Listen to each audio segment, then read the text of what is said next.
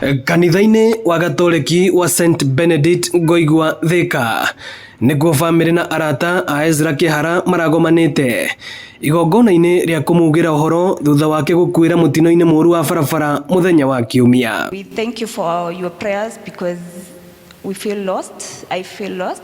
My children here asking me hard questions, but we know our God is with us.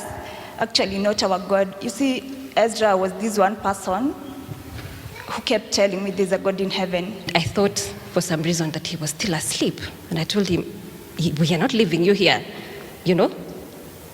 Get down, get on your feet, and we are going home. I'm going to see him a few more times. And the same thought came. Get down, let's go home. We are not leaving you here. Unfortunately, that might not happen.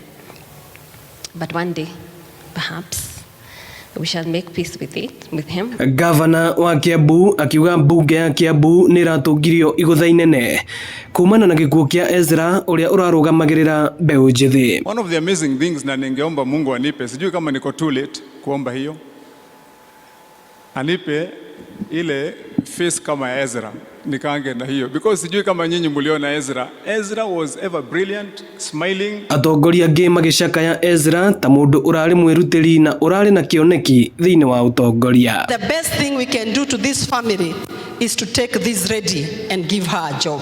With that one, we are sure her children will go to school na ataweza kusimamia familia.